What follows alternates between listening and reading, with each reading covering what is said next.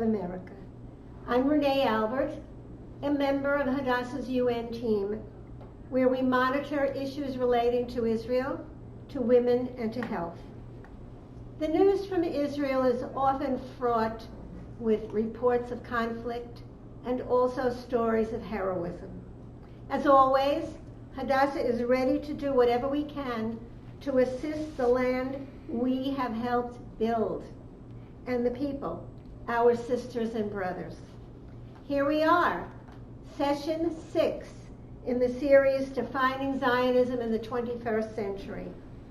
In our audience today, we have Marlene Post, a past national president of Hadassah, and a number of Hadassah friends.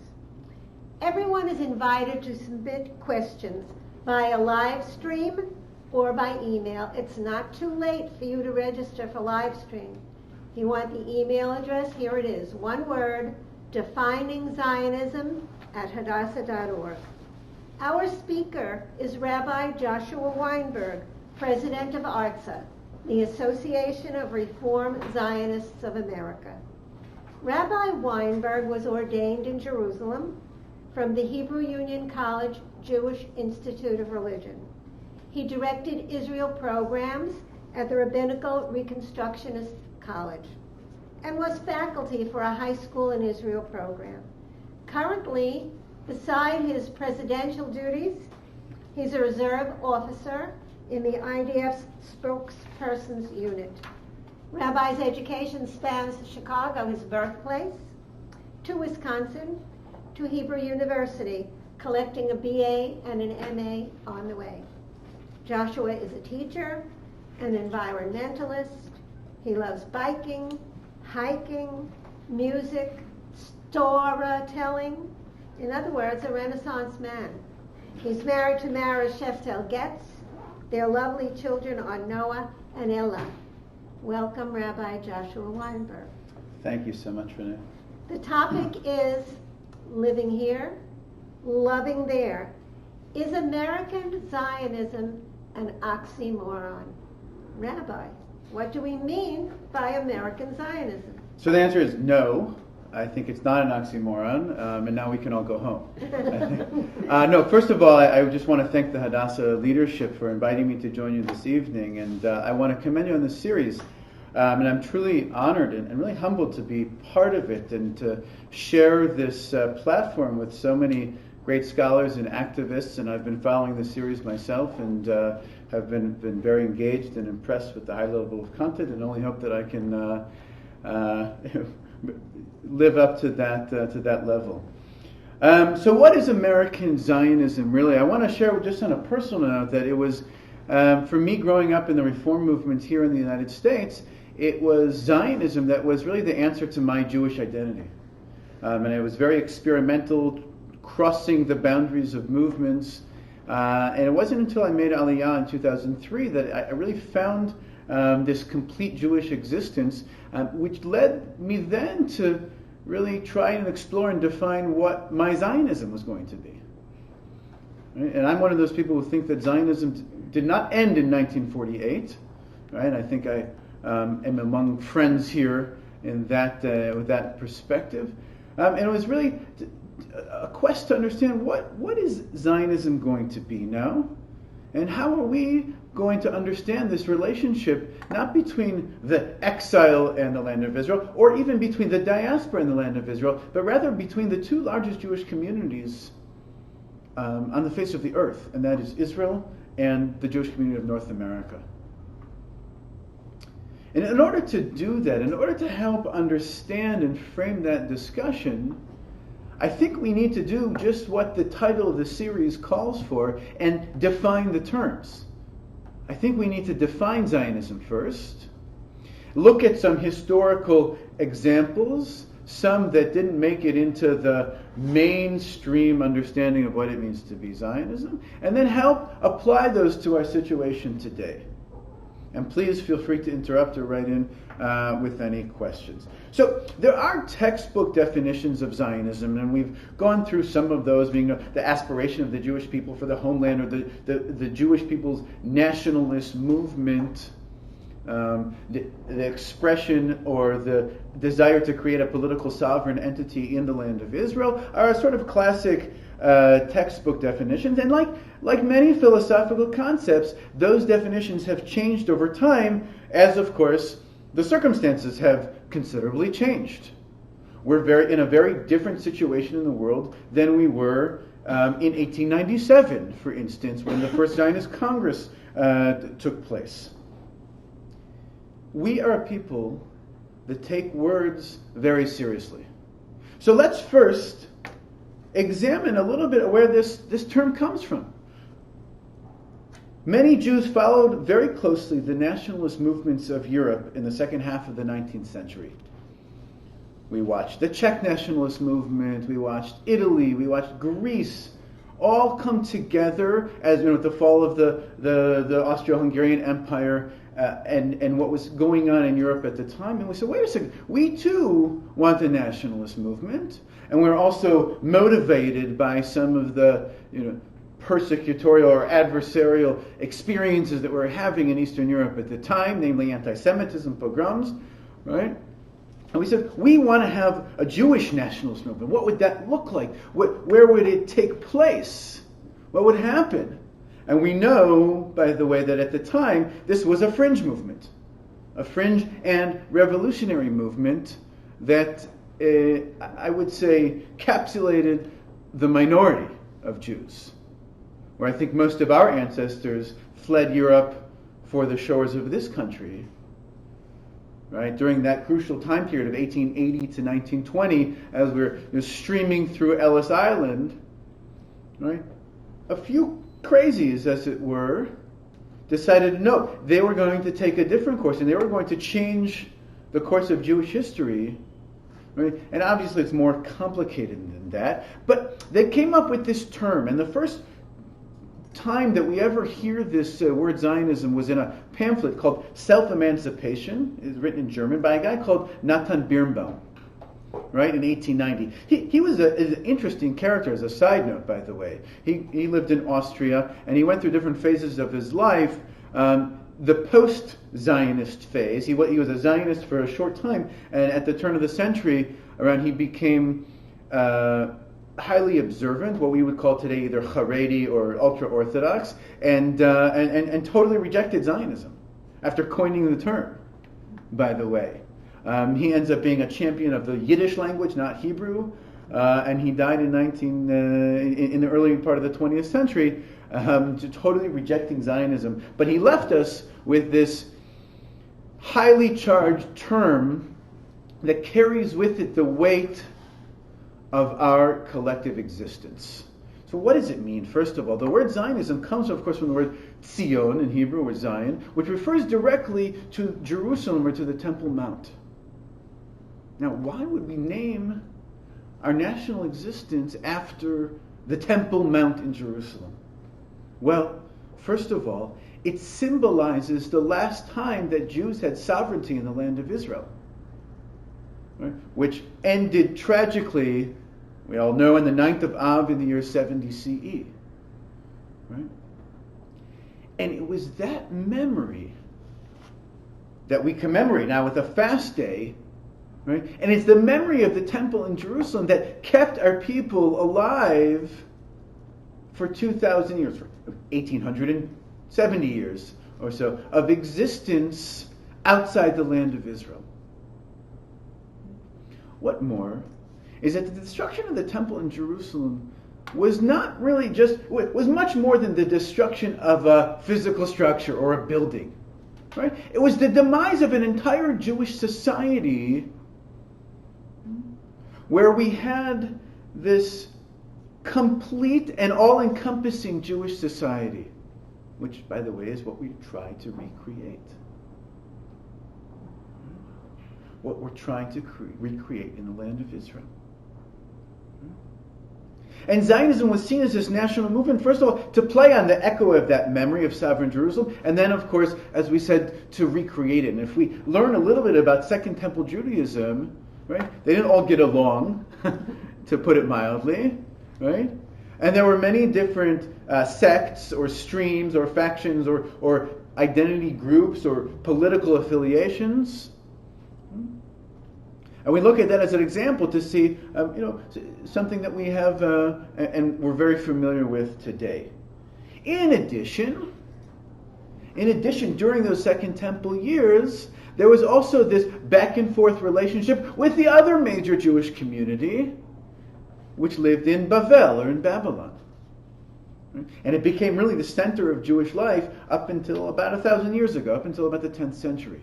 And I'm going to get to that later with the writings of one particular Zionist philosopher. Now, creating the term Zionism, we didn't call it Jewish nationalism, and we sure didn't call it Ugandism, even though that was one of the options for creating a state. And by the way, there were many more too. There were about 21 different countries that were listed as possible temporary, really, homelands or temporary, political entities. By the way, when we talk about American Zionism, a lot of people don't know that there was something in America as well. In 1825, a guy by the name of Mordechai Manuel Noach, we know about him. Mordechai Manuel Noach suggested that possibly we could have such a Jewish refuge or state up in upstate New York, near a place called Ararat, up near Niagara, right? Just to think about what life might have been different, how our existence might have changed had we gone with that model. L'tov ou l'ra, right? For better or for worse, we did not, and we were able to create the foundation of a state, and eventually a state in, of course, the land of Israel for all that's included. Now, let's examine it today, especially from our modern and the perspective of living here in North America. Zionism has to be laid out on the operating table and go through a rehashing and a reinvention. And we also see that it has the possibility of being highly problematic and highly controversial and highly divisive. With all that happens in Israel, and as long as Israel is ensconced in war, we'll say it that way, the rhetoric and the dialogue is going to be problematic here. And it's going to be divisive, and it's going to be a hot topic for everyone sitting here. And I think that the last series on defining Zionism really targeted what I thought to be helpful discussions on how to bridge that, right, with Rabbi Melissa Weintraub. I'm going to not speak about that today and speak about some sort of more overarching and what I would call internal discussions of what we look to as to be Zionist today. And I'm hopeful that can be a helpful suggestion or a helpful way to approach the subject that can be less divisive and more bridging and encompassing for our community. So I think, and according to one of my teachers, Professor Derek Penzlar, who has been writing on this for a long time, there are really about 8 types of Zionism, what we call hyphenated Zionism, right? Labor, socialist, all those kind of things that we're familiar with. There are really about 8 that we should be looking at, and I'll address 4 of them. So the 8 are as follows. There's religious Zionism, which of course predated Theodor Herzl and all the political Zionist movement. With religious comes number 2, comes this sort of halachic fulfillment of Yishuv Eretz Yisrael, or settling in the land of Israel, right? As a deeply Zionist religious obligation, right? The third being diaspora involvement both on the philanthropic level and on the political level. And that's a very active form of Zionism today for diaspora Jews. Right? When we talk about philanthropy, first of all, we have to look at it from the beginning of the state. I'm not sure many people are aware of this, but in 1948, 40% of the budget of the state of Israel was based on donations from abroad. Okay? That is an astounding figure. Right? Wow. Thankfully, it's gone down. Okay?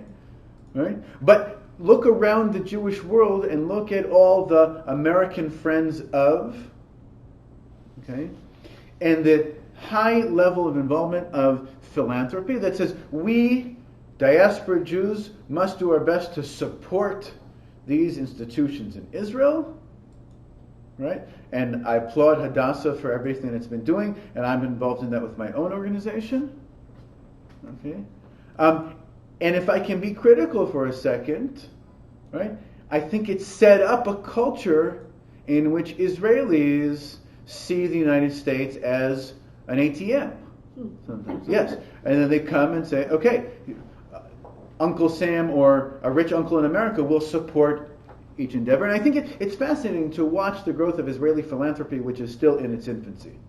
Okay? And on the political side, right, we are very involved in what happens politically both in the United States and in America, and there are organizations that start with the letter A or the letter J that are very involved in galvanizing American support to influence United States foreign policy for what each organization feels should be the best outcome in Israel.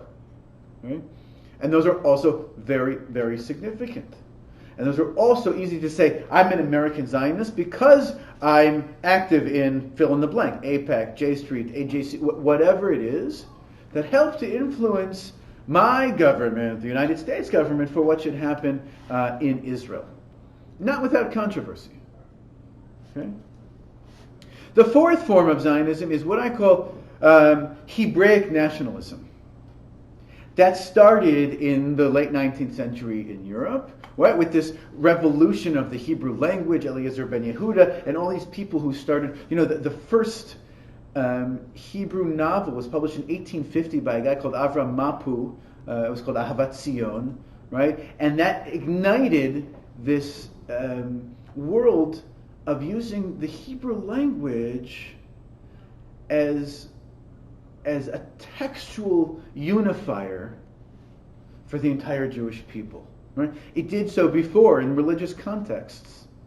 Right? When a Jew from Poland would write to a Jew in Yemen, right, they would do so in Hebrew. Right? Usually on matters of halacha and legal Jewish issues. Right? Number 5 is political Zionism, or Israeli statecraft. Right? And that was, of course, the founder of political Zionism, Theodor Herzl, right, who really came to that as a last resort, we know. Okay? And a lot of people say, especially if you go on a tour and you come to Mount Herzl and you visit Herzl's grave, it begs the question, if Herzl were alive today and seeing the fruits of his labor, right, what would he say? I want to change it, actually, and ask the question, if Herzl were alive today and he came to the United States of America, what would he say? Because remember, this was the answer to the Jewish problem. And that's why he founded this World Zionist Congress, to be a parliament of the Jewish people, which would answer that question or that problem. Right? If Herzl came today and saw the level of acceptance of Jews in North America, I wonder if he would have came to the same conclusion, that this would have been such a dire need for the Jewish people to come and have to, to seek out that political, sovereignty and a political entity. And Ben Gurion followed suit, by the way. Ben Gurion came and said that only political independence would rescue Jews from their perverse existence as a religious community in exile, ensure their normalization as a modern people, and then restore their place as active participants in world history. Right? There was only one option here, and that was political independence, a state. And he very much wanted to call it Yisrael, which, by the way, there were other options. We could have called it Yehuda, or Judea, right? And then all of the citizens of the state would be called Yehudim, or Jews, right? Which is problematic, right? But he wanted to call it Yisrael because that was the term. Remember Zionism, right? The same thing here. That was the term used throughout our textual tradition to refer to the entire people. And those of you who are synagogue goers, right, you'll know how it works. There's first a Kohen, then a Levi, then a Yisrael, right? A member of the Jewish people. And he wanted to use this term to refer to the entire people, and that Jews living outside would frankly not be worthy of the title. right? It's a very strong and deliberate statement about you're either in or you're out. Right? The sixth form of Zionism is Transformative Zionism, and that was this idea to create what we know as the new Jew, right?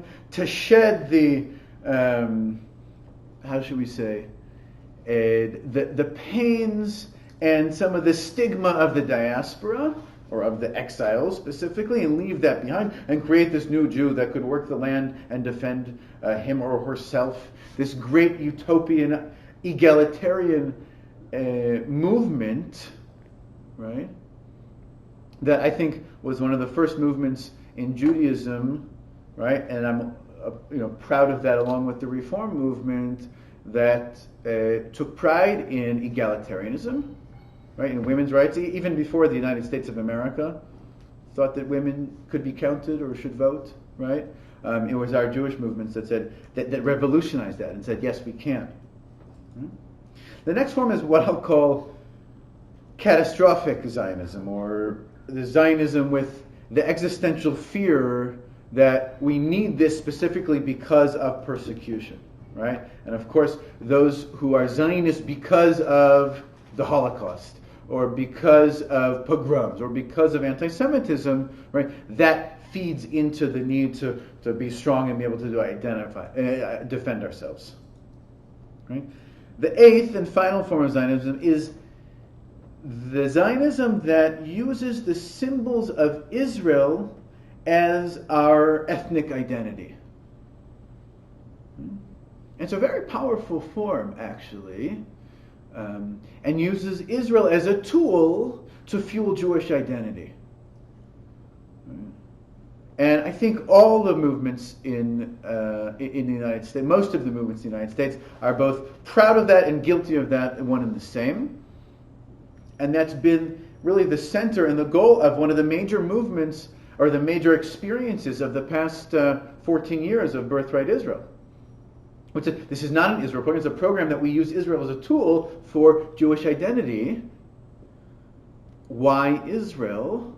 I even had the opportunity to ask staff members the other day why Israel, and it wasn't obvious to them, okay, why we're using Israel, right? To stop and think about it. Really, because Israel offers that encompassing and full, complete Jewish society. Doesn't mean that there aren't non-Jews in Israel, that's not where I'm going, right? But to say that and by the way, that's why Jewish summer camps are so successful, because everything you do is part of your Jewish existence there. Right? So paying taxes in Israel is a Jewish experience. Right? Waiting online at the bank and at the post office, and all those things are a Jewish experience. Forget about the fact that the ATM wishes you Shabbat Shalom and all these sort of cliche, superficial things. Right? Many have mentioned this notion of post-Zionism. The fact that some people say, well, we've achieved our objective, the state is created, so now let's get on with it, let's just be normal. Or some people say it as sort of in an air of, I'm a citizen of the world, I'm no longer part of the Zionist movement, I happen to live in Israel, and we're going to move on with that. And I want to put that aside because that's not really important to our discussion tonight. What I really want to get to is, what is this? Having all that background, now we know what Zionism is, we know the different kinds of Zionism. So what could be American Zionism? And when I offer it in terms of three sort of perspectives, and I want to touch on 4 of these 8 that I mentioned. First of all, I want to highlight the religious, the philanthropic and political, the Hebraic nationalism, and the ethnic identity aspect. And the first thing I want to do is that American Zionism has to be about Jewish peoplehood. If it was the Haskalah, the Enlightenment of Western Europe, that separated a Jewish religion from the Jewish people, right, which really led on to the American existence as very much a product of Western Europe, even though most of us are of Eastern European descendants, right? And Judaism in Israel is very much a product of both Eastern European Jewry and North African or Mizrahi Jewry. Right? Where the two things that they have in common are that Jewish was always part of their national identity, and they always spoke a Jewish language, even those that did still spoke a Jewish language. Okay, and that's why there's a bit of a culture clash in Israel between some of the liberal movements, right, namely Reform, Conservative, right, and Israeli Judaism, which is not secular, by the way. Don't make that mistake, right? Israeli Judaism is very much what I would say for the majority who call themselves secular or chilonim, is very much they're very much non-practicing Orthodox Jews, right? Because that's the culture in which the state was created, right? And I'll get to that in a bit. So when I think about Jewish people, especially in the United States, really a few people come to mind that I want to highlight some of their philosophies. And the first, of course, is Mordechai Kaplan. And I think that Kaplan is really the translation of what became known as cultural Zionism, and of course the spiritual figurehead there being Achad Ha'am. Right? And Kaplan is really the American adaptation of Achad Ha'am for his time, which was really the entire 20th century, practically. And in February 18th of 1939, Kaplan wrote in his diary the following. He said, "The main task which confronts Jewish leadership today is to define anew the meaning of nationality and national consciousness in terms that will not only render tenable, but will invest with purpose and dignity the status of the Jews who must indefinitely remain scattered among the various nations of the world. They must point the way to a conception of Jewish nationhood that would make it compatible with unquestioned loyalty to whatever non-Jewish nation they cast their lot with." Okay? So even though he wrote those words in 1939, I think they resonate 100% and are exactly fitting for the situation today.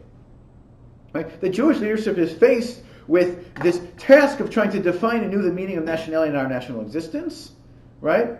That will give us deep meaning and purpose, right? For Jews who, no matter what happens, we will remain living as Jews among a non-Jewish culture, right? Even sitting in New York, right? Which is still the majority of the people living in the United States are non-Jews. Okay, I checked. I found out. Now, Kaplan said, first of all, that we have to, akin to our peoplehood, our collective narrative, our language, right? Adopting what also Rav Kook used as this framework of Am Yisrael, the nation of Israel, Torat Yisrael, the Torah of Israel, both meaning collective narrative and law, and Eretz Yisrael, right? And that it's hard to have one without the other, even though many people do so. Right? Now, the second model I want to suggest to you is one of someone somewhat lesser known philosopher, and his name is Shimon Davidovich. I remember at the end of the last series of Defining Zionism, it came up in a question in passing, the book by Noam Pianko, Zionism, The Roads Not Taken, which features both Kaplan, Davidovich, and Hans Cohen, the great nation-state political scientist, philosopher. And Davidovich is a very fascinating character. He died tragically in 1957, and only began writing about this state for a long time, and for a short time after the state was in existence. He came from Germany and was really swept with the Zionist movement, and actually came to Israel to live or Palestine to live in the 1930s, but for financial reasons relocated back to the United States, a familiar story for some, and began to write. And towards the end of his life, he published this 900-page book called Jerusalem and Babylon, where he talks about his plan of global Hebraicism. So what's the problem? That he wrote this 900-page tome in Hebrew so that very few people actually read it and digested it. Thankfully, Professor David Myers from California wrote a book about Davidovich and his book. which is fascinating. So Davidovich basically comes and says that unlike modern nation states, the Jewish nation was united by language and texts, here's the kicker, rather than by territory and citizenship. Okay? He says that Babylon and Jerusalem should be used, remember the dichotomy that we talked about in Second Temple times, right? He talked about it as this sort of symbolic alternative to constructing national myth around a territorial nation state. And that really it should be an ellipse with two sort of foci, right, at either end. That now he wanted that to be the United States, and he wanted the United States to replace Babylon symbolically.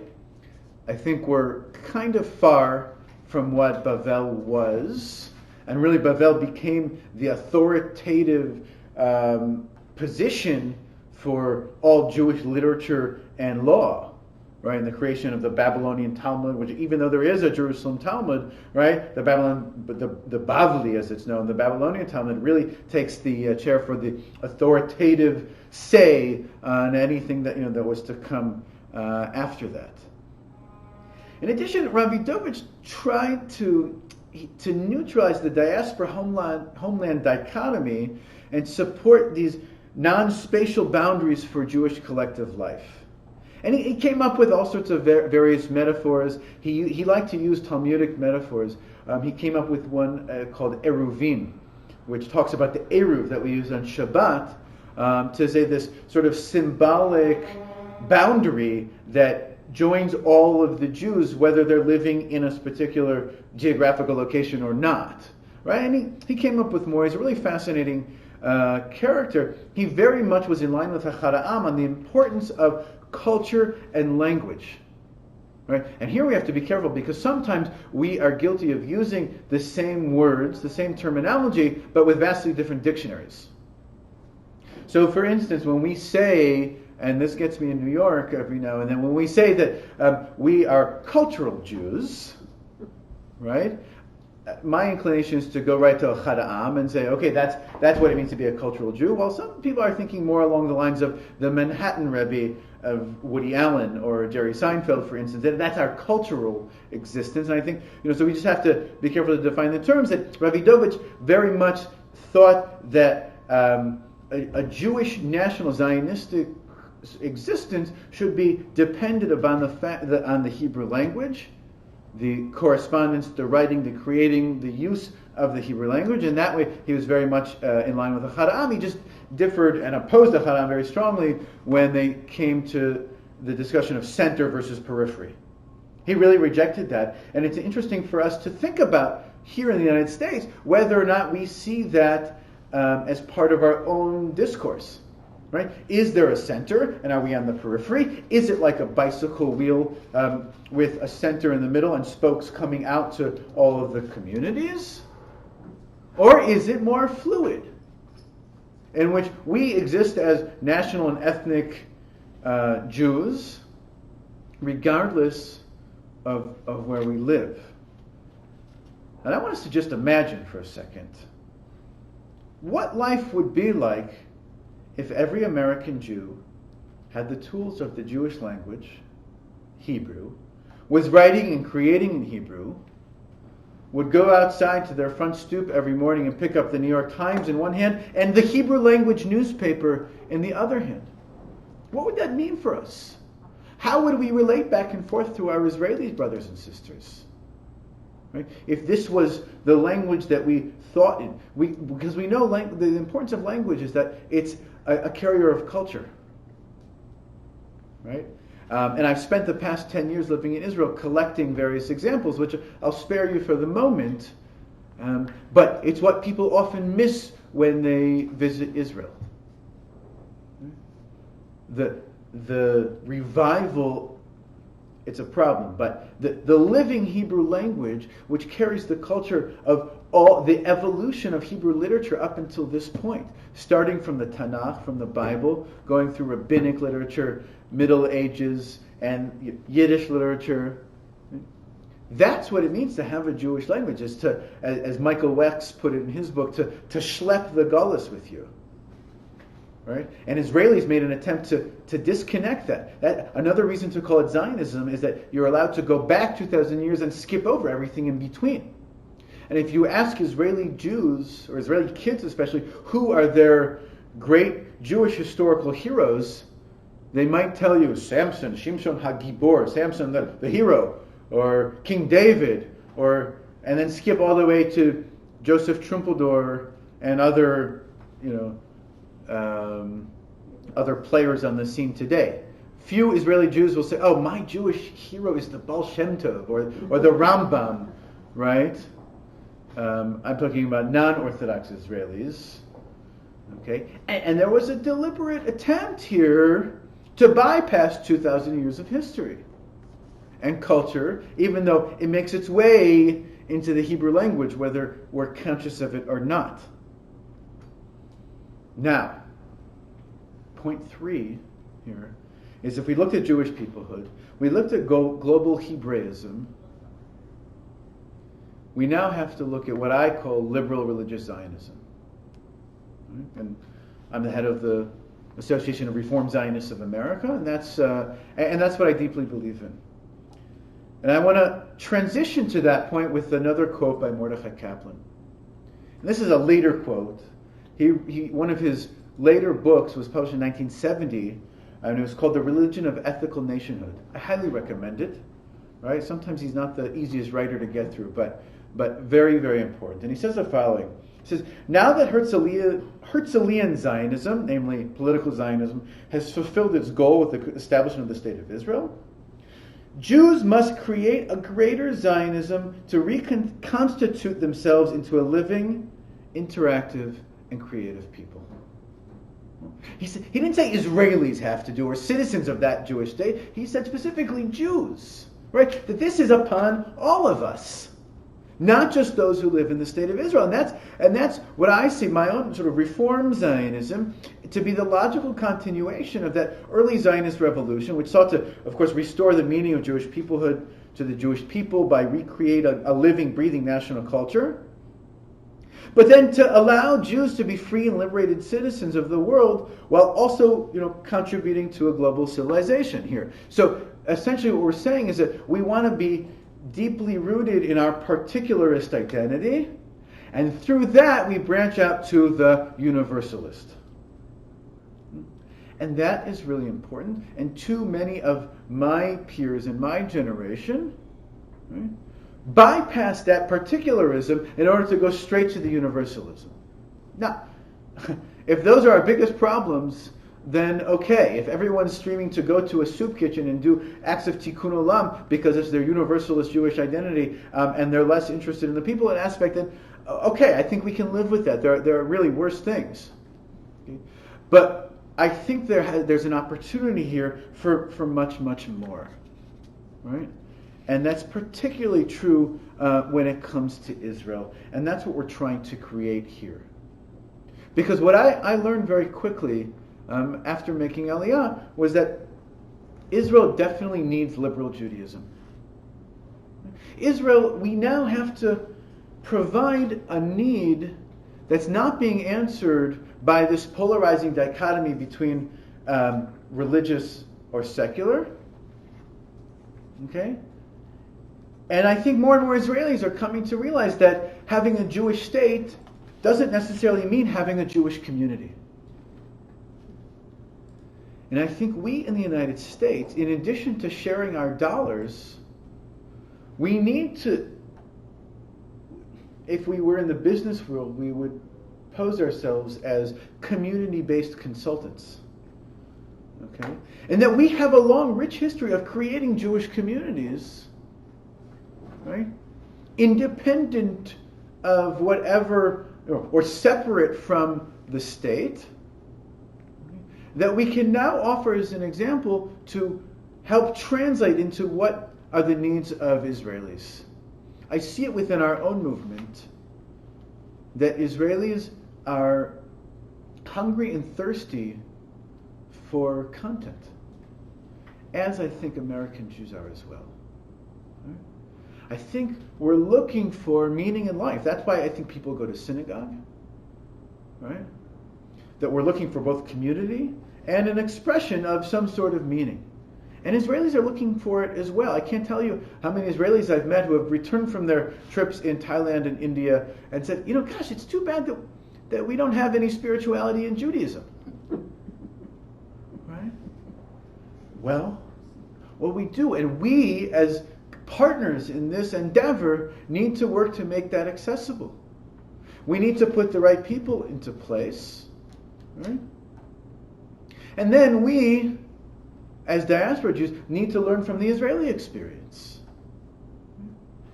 And we need to understand what it means to live a full Jewish life.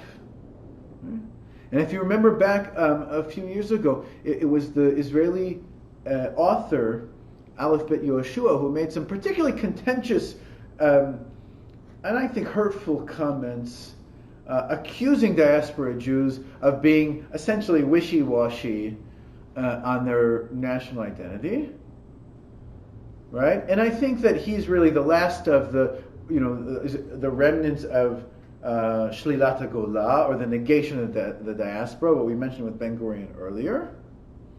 Okay, right? But I think that we as American Zionists must fight against two current trends. One, the trend here is of, I would say, wild spreading or rampant individualism, where we say, look, if we don't like something, we can disassociate. And we're coming upon a generation of people for whom that primordial experience, or that particularist experience, what, let's say, the generations previous experienced during 1948, during 1967, is not really a main factor for the even under 50 crowd today, who didn't grow up with that. And we say, okay, that's the reality today. So do we lambast them for saying, yes, you should feel this, what we felt in 1967, right? And I'm excluding myself because I was not born in 1967, right? Or should we say, wait a second, right? There's more to Jewish life than religion. Not that the religion's bad. Religion is a part of it, right? But we want to look at our all-encompassing Jewish existence. And then it goes back to the calendar year, our collective narrative, the Hebrew language, right? Which for some, and some of my critics tell me that I'm fighting against gravity here, right, in telling American Jews that they need to learn Hebrew. Okay?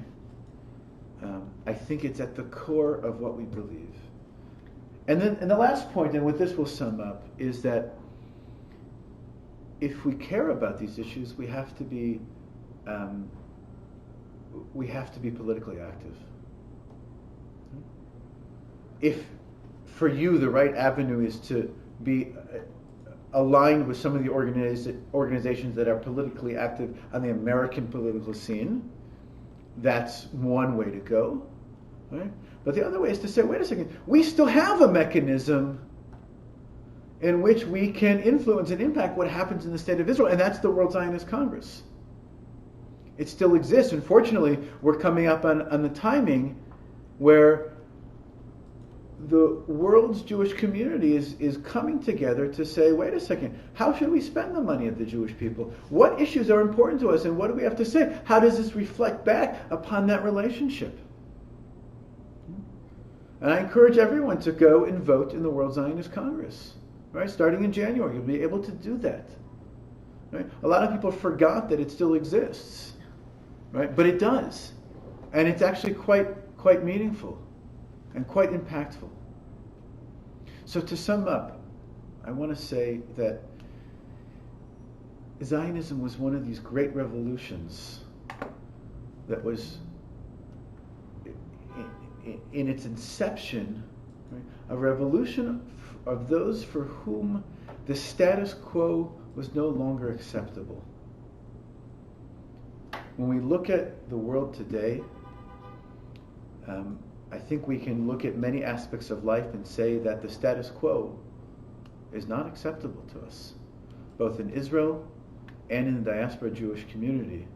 And that aspect, I invite us all to say, let's be Zionists here. Todah. Apropos of that, thank you, Rabbi. I would like to backtrack a little and think about the American Zionist.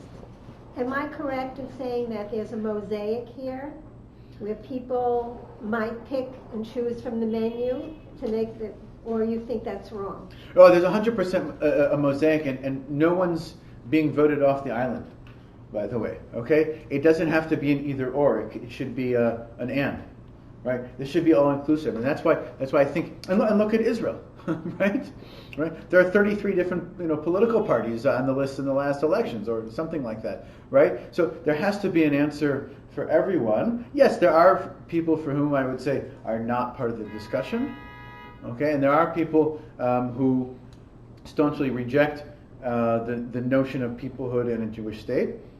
And there are for people who came to this country, whether it was some years ago, 100, 150 years ago, and said, actually, America has replaced Zionism. That America is the promised land, right? And it's a fascinating chapter in our history, I think.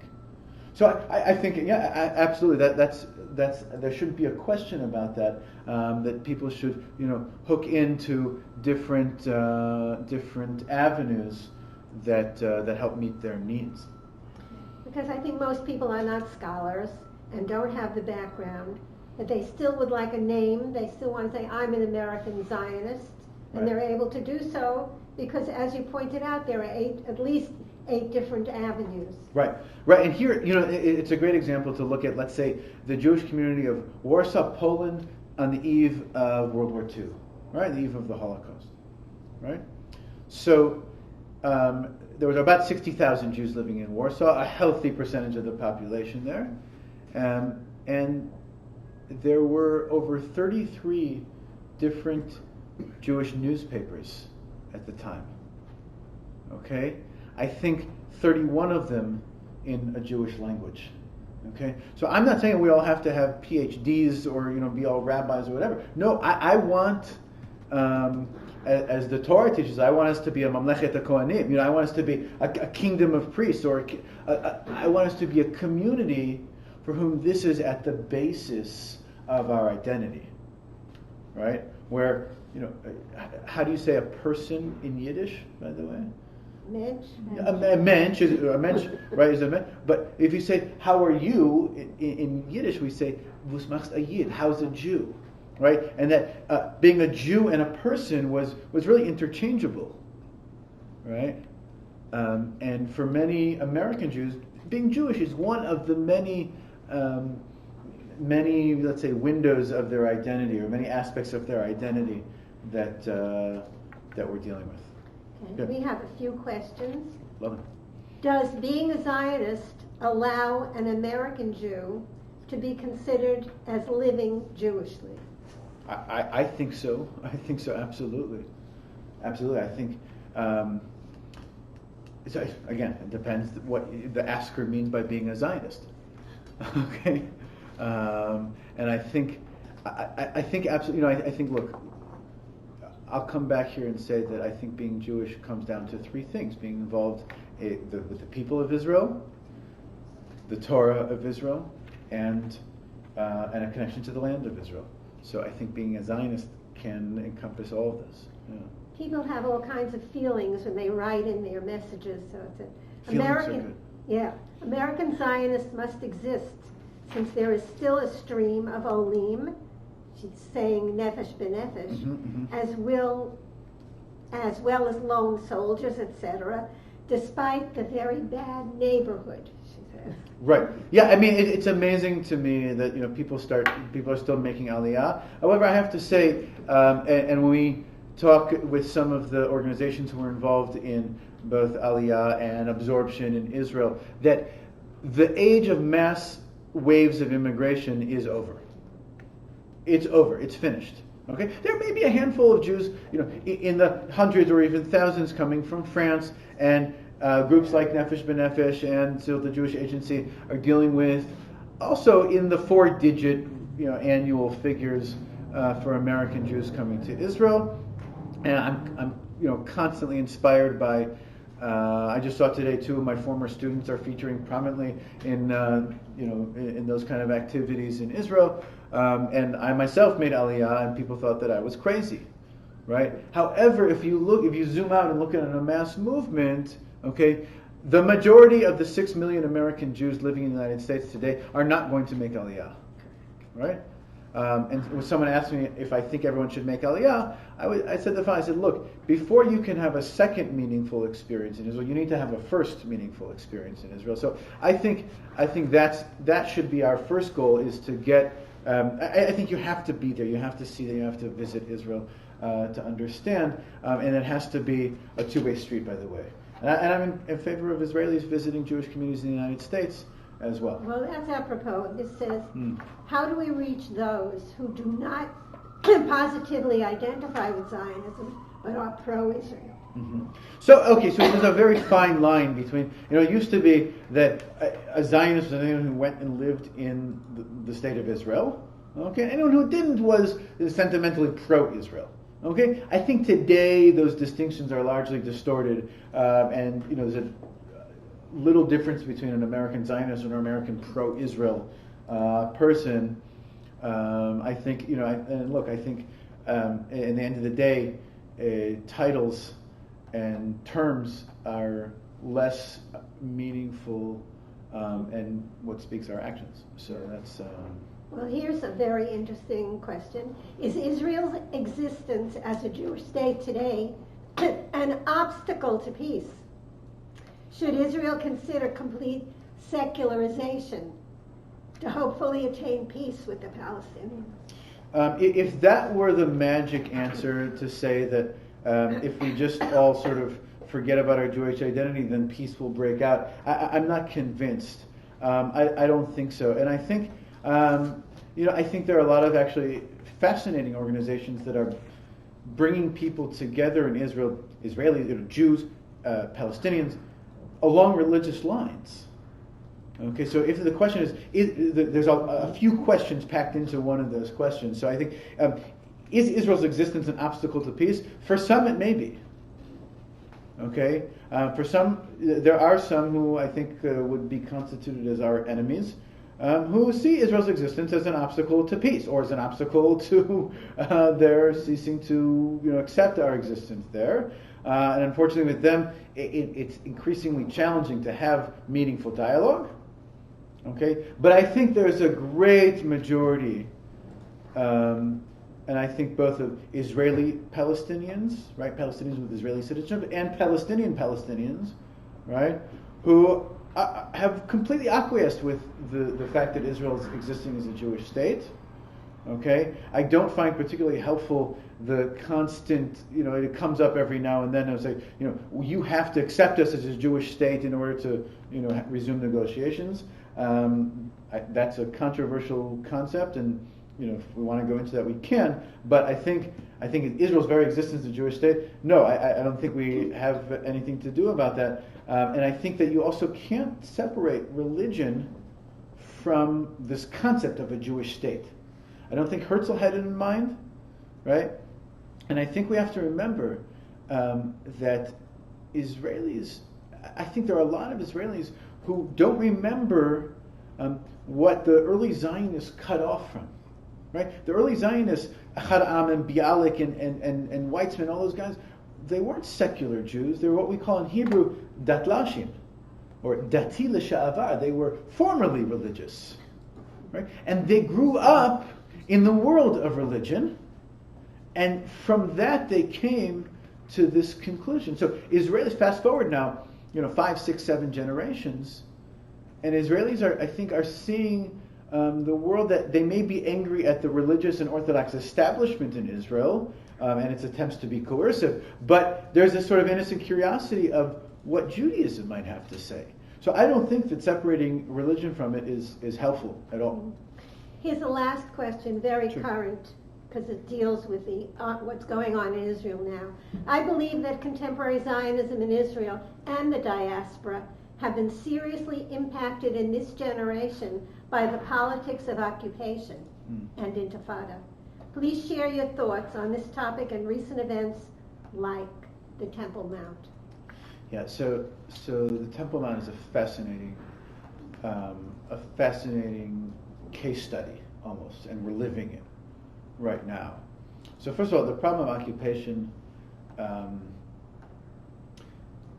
I think that too often we see Israel's existence in modern times through the prism of war, and that's a gigantic distraction to this great project of creating a Jewish state, right? And it's just sad and it's tragic, when I think about why I, grasped onto Zionism as a philosophy and eventually as a lifestyle, it had very little to do with any of the military aspect or the need to be strong and be able to defend ourselves. It had everything to do with identity, observance, culture, and all those things. Be that as it may, I think there's no question that we have to end the occupation. We have to come to a two-state solution. I mean, that's, I think the real discussion is, how do we get there, right? Everyone knows that there's a light at the end of the tunnel. There's just no tunnel there right now, okay? And that's a big problem. And sometimes I'm resigned to the sort of traditional Jewish saying, "Al charvutenu nechiyah," that we are doomed to live by our swords. And I've shed a lot of tears over that thought for a long time. Now the Temple Mount is fascinating because it brings us into the very notion of what Zionism is that Zionism is the memory of that temple, of that commonwealth that used to exist on that very location. Now, and I just had this fascinating conversation with the executive director of our movement in Israel, Rabbi Gilad Kariv, and I'll share sort of his thinking on this as well, is that for many Zionists, the land became, we'll finish up now, the land became a symbol for their existence. And for many, the accomplishments and the achievements of the 67 Six-Day War became almost a religious manifestation of the Messianic age. And that our Zionism was affirmated by our religious faith, and that we conquered this vision of the Eretz Yisrael HaShlema, the vision of the greater land of Israel. And a caveat and a pause and an advertisement. If you haven't read Yossi Klein Halevi's book about this, Like Dreamers, I highly recommend it. I mean, it's wonderful. And it helps tell this entire story here. Right? Starting from the conquering of the Temple Mount in 1967, when we said, Har Habayit biyadenu, the Temple Mount is in our hand. Now what we're seeing is a very, I think, somewhat frightening move to the right by the mainstream in grasping onto the Temple Mount as an image and as a symbol of Zionism. And you look at the failed assassination attempt of Yehuda Glick of last week, who was one of the... So 10 years ago, he would have been considered way on the fringe. He was considered crazy by many of the settlers. And you see him sitting in Jerusalem with Likud Knesset members who are, well, on the right of the center, but still much more aligned with mainstream Israel. Well, what's happening there? And it leads me to say that the settlers, whether it's subconscious or whether they admit that out loud, and I think that within the settlers there's a huge spectrum. Okay, so I realize the generalization. The settlers have come to the realization that the dream of Eretz Yisrael HaShlema, of the greater land of Israel, is over. This is a terrible place to stop you. No, so I'll say that the last sentence there, okay. That dream is over, and we need to grasp onto the Temple Mount, right, as the symbol of Zionism, and I fear that this is going to be volatile. So that's why I think we need this liberal voice so desperately, and that this is a discussion, and it's really a fight for the soul of the Jewish state. You've given us plenty to think about at home here and in Israel, and I want to thank you, our audience, And thank you, Rabbi Joshua Weinberg, for enlarging our view of ourselves as Americans in relation to the Jewish homeland. We learned some of the backstory of Zionism. We discussed looking forward to a renewed and meaningful connection to Israel. Tune in to the next session of Defining Zionism in the 21st Century. It takes place on Monday, December 15th from 7:30 to 8:30, or maybe 8:31. The presenter is Jasmine Patihi. She is the high school coordinator of the organization Stand With Us. Her topic is Inspiring Zionism. Lehitraot. See you next month. Bye.